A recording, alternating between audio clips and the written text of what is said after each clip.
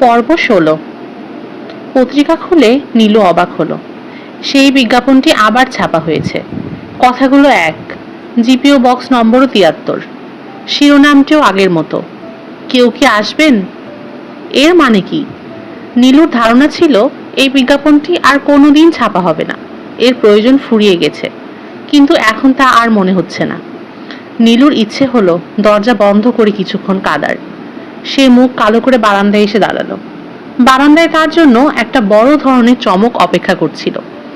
মিশির আলী সাহেব দাঁড়িয়ে আছেন। তিনি বললেন, এখানে কি আনিস সাহেব থাকেন? স্যার, আপনি আমাকে চিনতে পেরেছেন? ও ইয়ে, তুমি আমার ছাত্রী? কোন ইয়ার? 3rd ইয়ার স্যার। নীলু আমার নাম, নীলুফার। ও আচ্ছা, নীলুফার। তোমাদের তেতলায় আনিস সাহেব থাকেন নাকি? জি, তার কাছে এসেছি। উঠবার রাস্তা কোন দিকে? নীলু তাকে সঙ্গে করে 3 তলায় নিয়ে গেল। ফেরবার পথে আমাদের বাসা হয়ে যাবেন স্যার, যেতেই হবে। আচ্ছা, দেখি। দেখা দেখি না স্যার, আপনি আসবেন। আনিস ঘরে ছিল না। রানু তাকে নিয়ে বসালো। সে খুবই অবাক হয়েছে। মিশির আলী বললেন, খুব অবাক হয়েছেন মনে হচ্ছে। আপনি আপনি করে বলছেন কেন? ও আচ্ছা, তুমি তুমি করে বলতাম তাই না? ঠিক আছে, এখন বলো, আমাকে দেখে অবাক হয়েছো? হ্যাঁ। খুব অবাক হয়েছো? জি। আপনি আসবেন এটা ভাবতেই পারিনি। মিশির আলী সিগারেট ধরিয়ে হাসি মুখে বললেন, তুমি তো শুনেছি সবকিছু আগে বলে দিতে পারো রানু। এটা তো পারার কথা ছিল।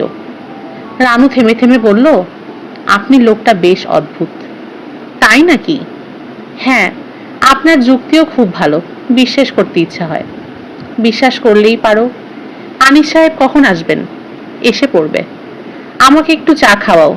আর শোনো, তোমাদের একটা কাজের ছেলে আছে নাকি? ওকে পাঠাও তো আমার কাছে। ওকে কি জন্য? কয়েকটা কথা জিজ্ঞেস করব। মিশির আলী, কি নাম তোমার? জিতু। জিতু মিয়া। মিশির আলী, তোমার দেশ কোথায়? জিতু, টাঙ্গাইল। মিশির আলী, শুনলাম 2-1 দিন আগে তুমি নাকি রাতের বেলা কি একটা দেখে ভয় পেয়েছো। জিতু, জি পাইছি। মিশির আলী, কি দেখেছ? জিতু, পাকের ঘরে একজন মেয়ে মানুষ হাঁটাচলা করতেছে। মিশির আলী, সুন্দরী? জিতু, জি খুব সুন্দরী। মিশির আলী, রান্নাঘরে তো বাতি জ্বালানো ছিল। জিতু, জি না। মিশির আলী, অন্ধকারে তুমি কিভাবে মানুষ দেখলে জিতু? জিতু চুপ করে থাকলো। মিশির আলী, আমার মনে হয় জিনিসটা তুমি স্বপ্নে দেখেছো। জিতু আবারও চুপ করে থাকলো। মিশির আলী, আচ্ছা জিতু মিয়া, তুমি যাও। শোনো, 1 প্যাকেট সিগারেট নিয়ে এসো আমার জন্য। ক্যাপস্টান। নাও, টাকাটা নাও। জিতু মিয়া চলে গেল। রানু ছোট্ট একটা নিঃশ্বাস ফেলে বলল, ইউনিভার্সিটির সব মাস্টাররাই কি আপনার মতো বুদ্ধিমান? না, আমার নিজের বুদ্ধি একটু বেশি। আচ্ছা, এখন যে খুটখাট শব্দ শোনা যাচ্ছে, এই শব্দটার কথাই কি আনিস সাহেব আমাকে বললেন? রানু জবাব দিল না। মিশির আলী কান পেতে শুনলেন। শব্দটা তো বেশ স্পষ্ট। রান্নাঘর থেকে আসছে না? হুম, এই শব্দটার কথাই বোধহয় আনিস সাহেব বলেন, তাই না? বোধহয়। আপনি রান্নাঘর দেখবেন, আপনি যাওয়া মাত্রই শব্দ থেমে যাবে। শব্দটা বেশিরভাগ রান্নাঘরেই হয়। জি। ইঁদুর মরা কিছু বিষ ছড়িয়ে দাও, আর শব্দ হবে না। ওটা ইঁদুরের শব্দ। রান্নাঘরে খাবারের লোভে ঘোরাঘুরি করে, সেই জন্যই শব্দটা বেশি হয় রান্নাঘরে। বুঝলে? হুম। যুক্তিটা পছন্দ হচ্ছে না মনে হয়। যুক্তি ভালোই। আরেক কাপ চা খাবেন? না, এখন উঠবো। আনিস সাহেব মনে হয় আজ আর আসবেন না। না, আপনি আর একটু বসুন, আপনাকে একটা গল্প বলবো। আচ্ছা, আর না, আজ মাথাটা ধরেছে।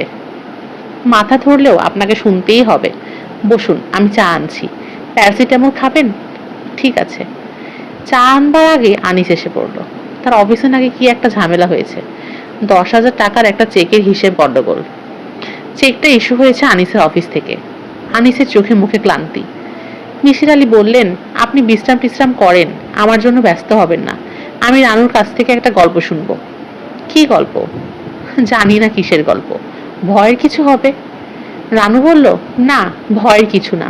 তুমি গোসল টোসল সেরে এসে চা খাও। আমি গল্পটা শুনতে পারবো না? না, সব গল্প সবার জন্য না। আনিসের কপালে সূক্ষ্ম ভাঁজ পড়ল। সে কিছু বলল না, বাথরুমে ঢুকে পড়ল। রানু তার গল্প শুরু করলো খুব শান্ত গলায়। মিসির আলী তাকে তীক্ষ্ণ দৃষ্টিতে লক্ষ্য করতে লাগলেন। রানুর দ্বিতীয় গল্প। আমার তখন সবেমাত্র বিয়ে হয়েছে, সপ্তাহ খানেকও হয়নি। সেই সময় একটা কাণ্ড হলো। আমার বিয়ে হয়েছিল শ্রাবণ মাসের 6 তারিখে। ঘটনাটা ঘটলো শ্রাবণ মাসের 14 তারিখ। সকালবেলা আমার এক মামা শ্বশুর এসে ওকে নিয়ে গেলেন মাছ মারতে। নৌকায় করে মাছ মারা হবে। নৌকা বড় গাং দিয়ে যাবে সোনাপোতার বিলে। বড়শি ফেললেই সেখানে বড় বড় বোয়াল মাছ পাওয়া যায়। বর্ষাকালে বোয়ালের কোনো স্বাদ নেই জানেন তো, কিন্তু সোনাপোতার বোয়াল বর্ষাকালেই নাকি সবচেয়ে বেশি তেল হয়। দুপুরের দিকে থেকে হঠাৎ করে খুব খারাপ দিন হলো। বিকেল থেকে বাতাস বইতে শুরু করলো। আমরা সবাই চিন্তিত হয়ে পড়লাম।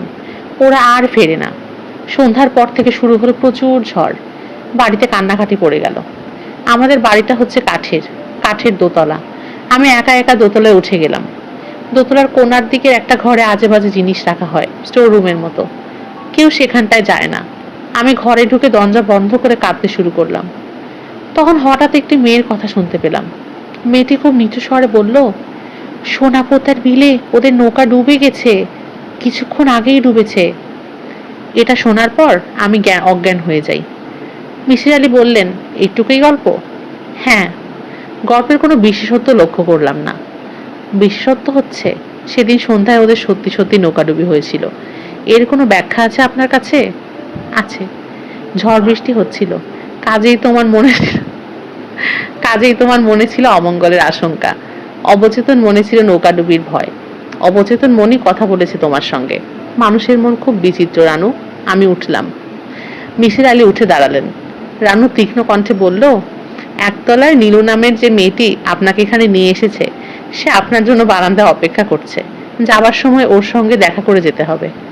মিসির আলী বিস্মিত হয়ে বললেন, তাতে কি? রানু বলল, নীলু এই মুহূর্তে কি ভাবছে আমি তা বলতে পারবো। ওকে জিজ্ঞেস করলেই দেখবেন আমি ঠিক বলছি। আমি অনেক কিছুই বলতে পারি। নীলু কি ভাবছে? নীলু ভাবছে একজন অত্যন্ত সুপুরুষ যুবকের কথা। সেটাই তো স্বাভাবিক। একজন অবিবাহিত যুবতী একজন সুপুরুষ যুবকের কথাই ভাবে। এটা বলার জন্য কোনো অতীন্দ্রিয় ক্ষমতার দরকার হয় না রানু। মিসির আলী থেমে গেলেন। নীলু সত্যি সত্যি বারান্দায় দাঁড়িয়েছিল। সে খুব অনুরোধ করলো যাতে স্যার এক কাপ চা খেয়ে যান, কিন্তু মিসির আলী বসলেন না। তার প্রচন্ড মাথা ধরেছে, প্যারাসিটামল কাজ করছে না। সারা জীবন তিনি এত ওষুধ খেয়েছেন যে ওষুধ তার উপর আর কাজ করে না। খুব খারাপ লক্ষণ। পর্ব 17। নীলুর বাবা বারান্দায় বসেছিলেন। নীলুকে বেরোতে দেখে ডাকলেন, নীলু, কোথায় যাচ্ছ মা? একটু বাইরে যাচ্ছি। কিন্তু এইটুকু বলতেই নীলুর গলা কেঁপে গেল, গাল লাল হলো। তিনি তা লক্ষ্য করলেন। বিস্মিত গলায় বললেন, বাইরে কোথায়? নীলু জবাব দিল না। কখন ফিরবে মা? 8টা বাজার আগেই ফিরবো। গাড়ি নিয়ে যাও। গাড়ি লাগবে না। তোমার কিছু লাগবে বাবা? চা বানিয়ে দিয়ে যাব? না, চা লাগবে না। একটু সকাল সকাল ফিরিস মা, শরীরটা ভালো না। সকাল সকালই ফিরবো। বিকেলের আলো নরম হয়ে এসেছে। সবকিছু দেখতে অন্যরকম লাগলো নীলুর চোখে। নিউ মার্কেটের পরিচিত ঘরগুলোও যেন অচেনা, যেন ওদের এক ধরনের রহস্যময়তা ঘিরে আছে। কেমন আছো নীলু? নীলু তৎক্ষণাৎ তাকাতে পারল না। তার লজ্জা করতে লাগলো। তার ভয় ছিল আজ হয়তো সে আসবে না। প্রিয়জনের দেখা তো আর এত সহজে পাওয়া যায় না। আজ তুমি দেরি করে এসেছো, 5 মিনিট দেরি। তোমার তার জন্য শাস্তি পেতে হবে। কি শাস্তি? সেটা আমরা চা খেতে খেতে ঠিক করব। খুব চায়ের পিপাসা পেয়েছে। কোথায় চা খাবেন? এখানে কোথাও। আর নীলু শোনো, চা খেতে খেতে তোমাকে আমি একটা কথা বলতে চাই, খুব জরুরি কথা। এখনই বলুন, হাঁটতে হাঁটতে বলুন। না, এই কথা হাঁটতে হাঁটতে বলা যায় না, বলতে হয় মুখোমুখি বসে, চোখের দিকে তাকিয়ে। নীলুর কপালে বিন্দু বিন্দু ঘাম জমলো, নিঃশ্বাস ভারী হয়ে এলো। সে কোনো মতে বলল, ঠিক আছে, চলুন কোথাও বসি। কি বলতে চাই তাকে বুঝতে পারছো? না, বুঝতে পারছো নীলু? মেয়েরা এইসব জিনিস খুব ভালো বুঝতে পারে। নীলুর গা কাঁপতে লাগলো। অন্য এক ধরনের আনন্দ হচ্ছে, অন্য এক ধরনের সুখ। মনে হচ্ছে পৃথিবীতে এখন আর কেউ নেই, চারিদিকে সীমাহীন শূন্যতা। শুধু তারা দুইজন হাঁটছে, হেঁটেই চলেছে। কেমন যেন এক ধরনের কষ্টও হচ্ছে বুকের মধ্যে। ওরা একটা রেস্টুরেন্টে গিয়ে বসলো। চায়ের সঙ্গে আর কিছু খাবে? না। খাও না, কিছু খাও। সে বয়কে ডেকে কি যেন বলল। নীলু শুনতে পেল না। কোনো কিছুতেই তার মন বসছে না। সব কিছুই তার কাছে অস্পষ্ট লাগছে। কি নীলু, কিছু বলো, চুপ করে আছো কেন? কি বলবো? যা ইচ্ছা বলো। নীলু ইতস্তত করে বলল, আপনি ওই বিজ্ঞাপনটা আবার দিয়েছেন কেন? সে শব্দ করে হাসলো। দেখেছো বিজ্ঞাপনটা? হ্যাঁ। মন খারাপ হয়েছে? নীলু কিছু বলল না। বলো, মন খারাপ হয়েছে? হ্যাঁ। সে আবার শব্দ করে হাসলো। তারপর ফুর্তিবাজের ভঙ্গিতে বলল, আমি পত্রিকার অফিসে টাকা দিয়ে রেখেছিলাম। কথা ছিল প্রতি মাসে 2বার করে ছাপবে। তোমার সঙ্গে দেখা হওয়ার পর তার আর প্রয়োজন ছিল না, কিন্তু সেটা আর বলা হয়নি। আগামীকাল বন্ধ করে দেব। এখন খুশি তো? নীলু জবাব দিল না। বলো, এখন তুমি খুশি? এভাবে চুপ করে থাকলে তো চলবে না, কথা বলতে হবে। বলো, তুমি খুশি? হুঁ। সে আরেক দফা চায়ের অর্ডার দিয়ে একটা সিগারেট ধরালো। খানিকক্ষণ দুইজনেই কোনো কথা বলল না। বাইরে সন্ধ্যা ঘনিয়ে আসছে। পৃথিবী বড় সুন্দর গ্রহ, এতে বেঁচে থাকতে সুখ আছে। নীলু, তোমাকে যে কথাটা আমি বলতে চাচ্ছিলাম সেটা বলি। বলুন। দেখো নীলু, সারা জীবন পাশাপাশি থেকেও একসময় একজন অন্যজনকে চিনতে পারে না। আবার এমনও হয় এক পলকের দেখায় একে অন্যকে চিনে ফেলে, ঠিক না? নীলু জবাব দিল না। বলো, ঠিক না? হ্যাঁ। তোমাকে প্রথম দিন দেখেই। সে চুপ করে গেল। নীলুর চোখে জল এলো। নীলু, আজ যদি তোমাকে বাড়িতে নিয়ে গিয়ে সবার সঙ্গে পরিচয় করে দেই, তাহলে কি তোমার আপত্তি আছে? নীলু ছোট্ট একটা নিঃশ্বাস ফেলল, জবাব দিল না। সে মুখ ঘুরিয়ে বসেছিল। সে তার চোখের জল তাকে দেখাতে চায় না। বলো নীলু, আপত্তি আছে? আমাকে 8টার মধ্যে বাড়ি ফিরতে হবে। 8টার আগেই আমরা বাড়ি ফিরব। এসো উঠি। সে নীলুর হাত ধরল। ভালোবাসার স্পর্শ, যার জন্য তরুণীরা সারা জীবন অপেক্ষা করে থাকে। পর্ব 18। রানু আজ অসময়ে ঘুমিয়েছিল। ঘুম যখন ভাঙল তখন দিন প্রায় শেষ। আকাশ লালচে হতে শুরু করেছে। সে বারান্দায় এসে দাঁড়ালো। নিচের বারান্দায় বিলু হাঁটছে একা একা। রানুর কেমন যেন অস্বস্তি হতে লাগলো, যেন কোথাও কিছু একটা অস্বাভাবিকতা আছে। সে ধরতে পারছে না। নিচ থেকে বিলু ডাকলো, রানু ভাবি, চা খেলে নেমে এসো, চা হচ্ছে। চা খাবো না। আসো না বাবা, ইন্টারেস্টিং একটা ব্যাপার বলবো, কুইক কুইক। রানু নেমে এলো। তার মাথায় সূক্ষ্ম একটা যন্ত্রণা হচ্ছে। কিছুই ভালো লাগছে না, বমি বমি ভাব হচ্ছে। বারান্দায় নীলুর বাবাও ছিলেন। ওপর থেকে তাকে দেখা যায়নি। তিনি নরম কণ্ঠে বললেন, এখন তুমি কেমন আছো মা? জি ভালো। আমি আনিস স্যারকে বলেছি বড় একজন ডাক্তার দেখাতে। পিজির একজন প্রফেসর আছেন, আমার আত্মীয়। তাকে আমি বলে দেখাতে পারি। তুমি আলাপ করো আনিসের সাথে, কেমন? জি করব।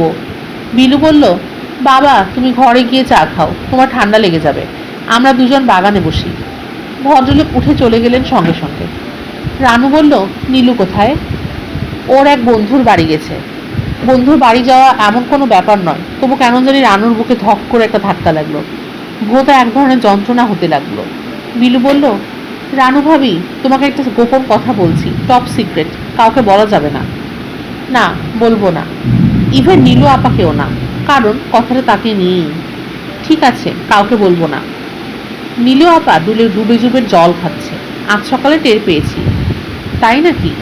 হ্যাঁ, নীলু আপার ট্রাঙ্ক ঘাটতে গিয়ে আবিষ্কার করেছি। জনৈক ভদ্রলোক দারুণ সব রোমান্টিক চিঠি লিখেছে নীলু আপাকে। খুব লটকালদকি।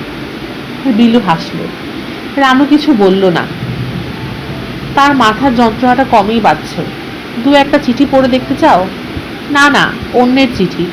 আহ, পড়োই না, কেউ তো জানতে পারছে না। আমরা ব্যাপারটা টপ সিক্রেট রাখবো। তাহলেই তো হলো। না বিলু, আমি চিঠি পড়বো না।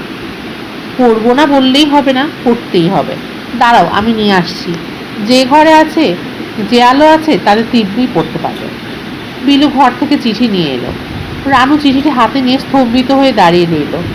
বিলু অবাক হয়ে বলল, কি হয়েছে? না, কিছু হয়নি। এরকম করছো কেন রানু ভাবি? মাথাটা প্রচণ্ড ধরেছে, বড্ড মাথা ধরেছে। প্যারাসিটামল এনে দেবো? তুমি চিঠিটা পড়ে আমাকে বলো ভদ্রলোক সম্পর্কে তোমার কি ধারণা? রানু উঠে পড়ল। বিলু বলল, বলো তোমার কি মনে হয়? রানু কিছু বলল না, এক হাতে মাথার চুল টেনে ধরল। তোমার কি হয়েছে? বড্ড শরীর খারাপ লাগছে, আমি এখন যাই। চা খাবে না? না। বিলু, নীলু কখন ফিরবে বলে গেছে? না, সন্ধ্যার আগে আগেই ফিরবে হয়তো। তোমার কি শরীরটা বেশি খারাপ লাগছে? হ্যাঁ। তাহলে যাও, গিয়ে শুয়ে থাকো। রানু উপরে উঠে এলো। ঘর অন্ধকার, বাতি জ্বালাতে ইচ্ছে হলো না, শুয়ে পড়লো বিছানায়। আনিসের আজ ফিরতে দেরি হবে, তার অফিসে কি সব নাকি ঝামেলা হচ্ছে। রানু ডাকলো, জিতু মিয়া, জিতু মিয়া। কেউ সাড়া দিল না। জিতু কি বাসায় নেই? জিতু, জিতু। কোনো উত্তর নেই। জিতু মেয়ে ইদানিং বেশ লাইট হয়েছে। রানু কিছু বলে না বলেই হয়তো বিকেলে খেলতে গিয়ে সন্ধ্যা পার করে বাড়ি ফেরে। বকাঝকা তার গায়ে লাগে না। রান্নাঘরে খুটখুট শব্দ হচ্ছে। ইঁদুর, নিশ্চয়ই ইঁদুর। তবু রানু বলল, কে? খুটখুট শব্দ থেমে গেল। ইঁদুর ছাড়া আর কিছু নয়, কিন্তু সেই গন্ধটা আবার পাওয়া যাচ্ছে, কড়া ফুলের গন্ধ। রানুর ইচ্ছে হলো ঘর ছেড়ে বেরিয়ে পড়ে। রানু দুর্বল গলায় ডাকলো, জিতু, জিতু মিয়া।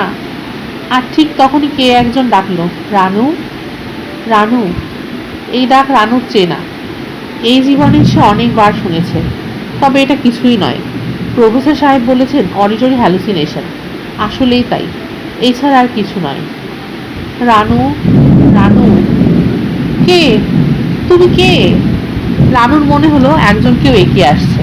তার পায়ের শব্দ পাওয়া যাচ্ছে, ছোট্ট ছোট্ট পা নিশ্চয়ই, হালকা শব্দ। পায়ে কি নুপুর আছে? নুপুর বাজছে। রানু। রানু চোখ বন্ধ করে ফেলল। এসব সত্যি নয়, চোখের ভুল। রানু দুর্বল গলায় বলল, তুমি কে? আমাকে তুমি চিনতে পারছো না? না। কিশোরী গলায় মৃদু হাসির শব্দ শোনা গেল। তাকাও রানু, তাকালেই চিনবে। আমি চিনতে চাই না। তোমার বন্ধু নীলর খুব বিপদ রানু। একদিন তোমার যে বিপদ ঘটতে যাচ্ছিল, তার চেয়েও অনেক বড় বিপদ। তোমাকেই তাকে রক্ষা করতে হবে। দরজায় ধাক্কা পড়ছে। জিতু এসেছে বোধ হয়। রানু তাকালো, কোথাও কেউ নেই। ফুলের গন্ধ কমে আসছে। জিতু মিয়া বাইরে থেকে ডাকলো, আম্মা, আম্মা। রানু উঠে দরজা খুলল। আপনার কি হয়েছে? কিছু হয়নি। রানু এসে শুয়ে পড়ল। তার গায়ে প্রচন্ড জ্বর। সে বিছানায় ছটফট করতে লাগলো। কখন আসবে আনিস? কখন আসবে? জিতু। জি। নিচে গিয়ে দেখে আয় তো, নীলু ফিরেছে নাকি। জিতু ফিরে এসে জানালো, এখনো আসেনি। রানু একটি নিঃশ্বাস ফেলে ঘড়ি দেখল। 8টা বাজতে 4 মিনিট বাকি। কখন আসবে আনিস? পর্ব 19। সারাটা পথ নীলু চুপ করে রইল। একবার সে বলল, কি ব্যাপার, এত চুপচাপ যে? নীলু তারও জবাব দিল না। তার কথা বলতে ইচ্ছে করছে না। সে আছে একটা ঘোরের মধ্যে। গান শুনবে? গান দেব? নীলু মাথা নাড়ল। সেটা হ্যাঁ কিংবা না তাও স্পষ্ট হলো না। কি গান শুনবে? Country music? কান্ট্রি মিউজিকে কার গান তোমার পছন্দ? নীলু জবাব দিল না। আমার ফেভারিট হচ্ছে জন ডেনভার। জন ডেনভারের রকি মাউন্টেন হাই গানটা শুনেছো? না। খুব সুন্দর, অপূর্ব মেলোডি। সেই ক্যাসেট টিপে দিতেই জন ডেনভারের অপূর্ব কণ্ঠ শোনা গেল, ক্যালিফোর্নিয়ার রকি মাউন্টেন হাই। কেমন লাগছে নীলু? ভালো। শুধু ভালো না, বেশ ভালো। সেও জন ডেনভারের সঙ্গে গুনগুন করতে লাগলো। নীলুর মনে হলো ওর গানের গলাও তো চমৎকার। একবার ইচ্ছে হলো জিজ্ঞেস করে গান জানেন কিনা, কিন্তু সে কিচ্ছু জিজ্ঞেস করলো না। তার কথা বলতে ইচ্ছে হচ্ছে না। গাড়ি কোন দিক দিয়ে কোথায় যাচ্ছে তাও সে লক্ষ্য করছে না। একবার শুধু ট্রাফিক সিগন্যালে গাড়ি অনেকক্ষণ দাঁড়িয়ে রইল। একজন ভিখিরি এসে ভিক্ষা চাইল। সে ধমকে উঠল কড়া গলায়। তারপর আবার গাড়ি চলল। নীলু ফিসফিস করে বলল, কটা বাজে? 7:35। তোমাকে 8টার আগেই পৌঁছে দেব। আপনার বাড়ি মনে হয় অনেক দূর। শহর থেকে একটু দূরে বাড়ি করেছি, কোলাহল ভালো লাগে না। Far from the madding crowd. কার লেখা জানো? না। টমাস হার্ডির। পড়ে দেখবে, চমৎকার। অথচ ট্র্যাজেডি হচ্ছে টমাস হার্ডিকেই নোবেল পুরস্কার দেওয়া হয়নি। তুমি তার কোনো বই পড়েছো? না। পড়ে দেখবে, খুব রোমান্টিক ধরনের রাইটিং। গাড়ি ছুটে চলেছে মিরপুর রোড ধরে। হঠাৎ নীলু বলল, আমার ভালো লাগছে না। কি বললে? আমার ভালো লাগছে না, আমি বাসায় যাব। সে তাকালো নীলুর দিকে, একটি হাত বাড়িয়ে ক্যাসেটের ভলিউম বাড়িয়ে দিল। গাড়ির গতি কমলো না। আমি বাসায় যাব। 8টার সময় আমি তোমাকে বাসায় পৌঁছে দেব। না, আমি কোথাও যাব না। প্লিজ গাড়িটা থামান, আমি নেমে পড়বো। কেন? আমার ভালো লাগছে না, প্লিজ। সে তাকালো নীলুর দিকে। নীলু শিউরে উঠল। এ কেমন চাহনি, যেন মানুষের নয়, অন্য কিছু। প্লিজ গাড়িটা একটু থামান। কোনো রকম ঝামেলা না করে চুপচাপ বসে থাকো, কোনো রকম শব্দ করবে না। আপনি এরকম করে কথা বলছেন কেন? গাড়ির গতি ক্রমেই বেড়ে চলল। ঝড়ের গতিতে পাশ দিয়ে দুটো ট্রাক চলে গেল। লোকটি তার একটি হাত লাগলো নীলুর উরুতে। নীলু শিউরে উঠে দরজার দিকে সরে গেল। লোকটি হাসলো। এ কেমন হাসি? গাড়ি থামান, আমি কিন্তু চিৎকার করব। কেউ তোমার চিৎকার শুনবে না। আপনি কি আমাকে ভয় দেখাচ্ছেন? আমি ভয় দেখাচ্ছি না। আমি আপনাকে বিশ্বাস করে গাড়িতে উঠেছিলাম। আরো কিছুক্ষণ থাকো, বেশিক্ষণ নয়, এসে পড়েছি বলে। কি করবেন আপনি? তেমন কিছু না। নীলু এক হাতে দরজা খুলতে চেষ্টা করলো। লোকটি তাকিয়ে দেখলো, কিন্তু বাধা দিল না। দরজাও খোলা গেল না। নীলু প্রাণপণে বলতে চেষ্টা করলো, আমাকে বাঁচাও, কিন্তু বলতে পারলো না। প্রচুর ঘামতে লাগলো। প্রচন্ড তৃষ্ণা বোধ হলো। পর্ব 20। আনিস এলো রাত 8:30টায়। ঘর অন্ধকার, কারো কোনো সাড়া শব্দ নেই। রানু বাতিটাতি নিভিয়ে অন্ধকারে বসে আছে। জিতু মিয়া মশারি খাটিয়ে শুয়ে পড়েছে। রানু, কি হয়েছে? রানু ফোপাতে ফোপাতে বলল, তুমি এত দেরি করলে কেন? কি হয়েছে? নীলুর বড় বিপদ। আনিস কিছু বুঝতে পারলো না, অবাক হয়ে তাকালো। রানু থেমে থেমে বলল, নীলুর নীলুর খুব বিপদ। কিসের বিপদ? কি বলছো রানু? রানুর কথা জড়িয়ে যাচ্ছে। সে গুছিয়ে কিছু বলে উঠতে পারছে না। রানু, তুমি শান্ত হও। তারপর ধীরে সুস্থে বলো, কি হয়েছে নীলুর? ও একজন খারাপ লোকের পাল্লায় পড়েছে। লোকটা ওকে মেরে ফেলবে। রানু ফোপাতে লাগলো। আনিস কিছুই বুঝে উঠতে পারলো না। নীলুর বাবার সঙ্গে কিছুক্ষণ আগেই তার কথা হয়েছে। ভদ্রলোক জিজ্ঞেস করেছেন, কি এত দেরি যে? যার মেয়ের এত বড় বিপদ, সে এরকম স্বাভাবিক থাকবে কি করে?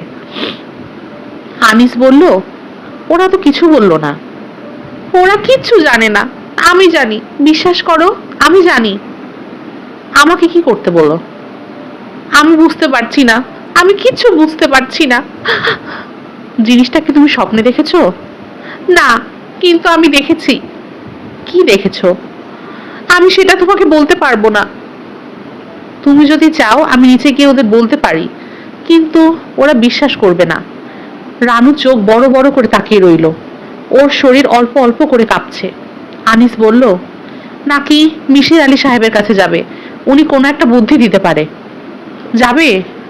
রানু কাঁপা কাঁপা গলায় বলল, তুমি তুমি নিজে কি আমার কথা বিশ্বাস করছো? হ্যাঁ, করছি। একতলার বারান্দায় বিলু বসেছিল। ওদের নামতে দেখে বিলু বলল, ভাবি, নীলু আপা এখনো ফিরছে না, বাবা খুব দুশ্চিন্তা করছেন। রানু কিছু বলল না। তোমরা কোথায় যাচ্ছ ভাবি? রানু তারও কোনো জবাব দিল না। রিকশায় উঠেই সে বলল, আমাকে ধরে রাখো, খুব ভালো লাগছে। আনিস তার কোমর জড়িয়ে বসে রইল। রানুর গা শীতল। রানু খুব ঘামছে, জ্বর নেমে গেছে। পর্ব 21। রানু চোখ বড় বড় করে বলল, আপনি আমার কথা বিশ্বাস করছেন না, তাই না? মিশির আলী চুপ করে রইলেন। আগে আপনি বলুন, আপনি কি আমার কথা বিশ্বাস করছেন? বিশ্বাসও করছি না, আবার অবিশ্বাসও করছি না। তুমি নিজে যা সত্যি বলে মনে করছো তাই বলছো। তবে আমি এত সহজে কোনো কিছু বিশ্বাস করি না। কিন্তু যদি সত্যি হয় তখন? মিশির আলী সিগারেট ধরে কাশতে লাগলেন। বলুন, যদি আমার কথা সত্যি হয়, যদি মেয়েটা মারা যায়? মিশির আলী শান্ত স্বরে বললেন, ঠিক এই মুহূর্তে কি করা যায় তা তো বুঝতে পারছি না। মেয়েটা কোথায় আছে তা তো তুমি জানো না, নাকি জানো? না, জানি না। ছেলেটির নাম ধামও জানো না? ছেলেটি দেখতে খুব সুন্দর, আমার এরকম মনে হচ্ছে। এই শহরে খুব কম করে হলেও 10,000 সুন্দর ছেলে আছে। আমরা কিছুই করব না? পুলিশের কাছে গিয়ে বলতে পারি একটি মেয়ে হারিয়ে গেছে এবং আশঙ্কা করা হচ্ছে দুষ্টু লোকের খপ্পরে পড়েছে। কিন্তু তাতেও মুশকিল আছে। 24 ঘন্টা পার না হলে পুলিশ কাউকে মিসিং পার্সন হিসেবে গণ্য করে না। রানু আবারও বলল, কিছুই কি করা যাবে না? মিশির আলী গম্ভীর মুখে সিগারেট টানতে লাগলেন। তিনি লক্ষ্য করলেন রানুর চোখ মুখ শক্ত হয়ে উঠেছে। সে ঘন ঘন নিঃশ্বাস ফেলছে। রানু, তুমি যদি এই লোকটার কোনো ঠিকানা কোনোভাবে এনে দিতে পারো, তাহলে একটা চেষ্টা চালানো যেতে পারে। ঠিকানা কোথায় পাবো? তা তো রানু আমি জানি না। যেভাবে খবরটি পেয়েছো সেভাবেই যদি পাও। রানু উঠে দাঁড়ালো। মিশির আলী সাহেব বললেন, যাচ্ছ নাকি? হ্যাঁ, বসে থেকেই কি করব? নীলুদের সব কটি ঘরে আলো জ্বলছে। রাত প্রায় 11টা বাজে। নীলুর বাবা পাথরের মূর্তির মতো বাগানের কাছে দাঁড়িয়ে রয়েছে। রানুদের ঢুকতে দেখে এগিয়ে এলেন, কিন্তু কিছু বললেন না। রানু মাথা নিচু করে 3 তলায় উঠে গেল। নীলুদের ঘরে ঘন ঘন টেলিফোন বাজছে। 2টি গাড়ি এসে থামলো। মনে হয় ওরা খুঁজতে শুরু করেছেন। পুলিশের কাছে নিশ্চয়ই লোক গিয়েছে। নীলুর বাবা অস্থির ভঙ্গিতে বাগানে হাঁটছেন। পর্ব 22। ছোট্ট একটি ঘর, কিন্তু 200 পাওয়ারের একটি বাতি জ্বলছে ঘরে। চারিদিকে ঝলমল করছে। লোকটি একটি চেয়ারে বসে আছে। নীলু লোকটির মুখ দেখতে পাচ্ছে না, কারণ লোকটি বসে আছে তার পেছনে। ঘাড় ফিরিয়ে পেছনে তাকাবার কোনো উপায় নেই নীলুর। নাইলনের চিকন দড়ি তার গা কেটে বসে আছে। চারিদিকে কোনো সারা শব্দ নেই। মাঝে মাঝে দূরের রাস্তা দিয়ে দ্রুতগামী ট্রাকের আওয়াজ পাওয়া যাচ্ছে। নীলু থেমে থেমে বলল, আপনি কি আমাকে মেরে ফেলবেন? কিন্তু কোনো জবাব দিল না। আমি আপনার কোনো ক্ষতি করিনি, কেন আমাকে ভয় দেখাচ্ছেন? প্লিজ আমাকে যেতে দিন। আমি কাউকে কিচ্ছু বলবো না, কেউ আপনার কথা জানবেও না। পেছনে চেয়ার একটু নড়ে উঠল। ভারী গলায় লোকটি কথা বলল, কেউ জানলেও আমার কিছু যায় আসে না। কেন আপনি এরকম করছেন? আমি একজন অসুস্থ মানুষ, মাঝে মাঝে আমাকে এরকম করতে হয়। আপনি কি আমাকে মেরে ফেলবেন? লোকটি কোনো জবাব দিল না। লোকটি হাত বাড়িয়ে বাতি নিভিয়ে নিল। চারিদিকে ঘন অন্ধকার। নীলু চাপা স্বরে ডাকলো, মা, মা গো। চুপ করে থাকো, কথা বলবে না। কেন এরকম করছেন আপনি? আমি একজন অসুস্থ মানুষ। পৃথিবীতে কিছু অসুস্থ মানুষ থাকে। আপনি কি আমার মতো আরো অনেক মেয়েকে এইভাবে ফাঁদ পেতে এনেছেন? কোনো জবাব পাওয়া গেল না। লোকটি এগিয়ে এসে নীলুর গায়ে হাত রাখলো। এ কি সেই ভালোবাসার স্পর্শ? নীলু ডাকলো, মা, মা গো। চুপ করে থাকো। আপনি মানুষ না অন্য কিছু? বেশিরভাগ সময় আমি মানুষ, মাঝে মাঝে অন্যরকম হয়ে যাই। লোকটি শব্দ করে হাসলো। কি কুৎসিত হাসি! ঘরে একটু বাতাস নেই, দম বন্ধ হয়ে আসছে। নীলু প্রাণপণে তার একটি হাত ছুটিয়ে আনতে চেষ্টা করছে। যতই চেষ্টা করছে দড়িগুলো ততই যেন কেটে কেটে বসে যাচ্ছে। কেন, কেন আপনি এরকম করছেন? বলেছি তো নীলু, অনেকবার বললাম তোমাকে আমি অসুস্থ। কি করবেন আপনি? অন্যদেরকে যা করেছি তাই করব। কি করেছেন অন্যদের? লোকটি হেসে উঠল। নীলু কাতর স্বরে বলল, আপনি দয়া করুন, আমি আপনার পায়ে পড়ি, প্লিজ। আমি আপনার কথা কাউকে বলবো না। তা কি হয়? বিশ্বাস করুন, আমি আমার কথা রাখি, কাউকে আমি আপনার কথা বলবো না। লোকটি ফিরে যাচ্ছে। নীলু কি বেঁচে যাবে? লোকটি কি তাকে ছেড়ে দেবে? নীলু গুছিয়ে চিন্তা করতে পারছে না। সব কেমন যেন জট পাকিয়ে যাচ্ছে। লোকটি একটি ড্রয়ার খুলল। ঘন অন্ধকার, নীলু কিছু দেখতে পাচ্ছে না, কিন্তু সে নিশ্চিত জানে তার হাতে ধারালো কিছু একটা আছে, খুর জাতীয় কিছু। লোকটি সেটি বাঁ হাতে নিয়ে দাঁড়িয়ে আছে চুপচাপ। আসবে, সে একসময় এগিয়ে আসবে তার কাছে। খুব কাছে কোথাও রিকশার টুনটুন শোনা গেল। নীলু প্রাণপণে চেঁচালো, বাঁচাও, আমাকে বাঁচাও, কিন্তু গলা দিয়ে কোনো শব্দ বেরোলো না। পর্ব 23। রাত বাড়ার সঙ্গে সঙ্গে রানুর অবস্থা খারাপ হতে লাগলো। বারবার বলতে লাগলো, উফ, বড্ড গরম লাগছে। আনিস সমস্ত দরজা জানালা খুলে দিল, ফ্যান ছেড়ে দিল, তবুও তার গরম কমলো না। রানু কতর স্বরে বলল, তুমি আমাকে ধরে থাকো, আমার বড্ড ভয় লাগছে। এই তো আমি তোমাকে ধরে আছি। কিসের এত ভয় রানু? আমার সামনে ওই লোকটি বসে আছে, আমি স্পষ্ট দেখছি। ওর হাতে একটা খুর। রানু ফোপাতে শুরু করলো। ওকে ডাক্তারের কাছে নেওয়া উচিত, যত তাড়াতাড়ি নেওয়া যায় ততই ভালো। আনিস ডাকলো, জিতু, জিতু মিয়া। কিন্তু জিতু মিয়ার ঘুম ভাঙল না। রানু বলল, তুমি আমাকে একা রেখে কোথাও যেতে পারবে না, আমার বড় ভয় লাগছে। কোনো ভয় নেই তোমার রানু, লোকটি খুর হাতে বসে আছে। তবু তুমি বলছো ভয় নেই? এ সব তোমার কল্পনা।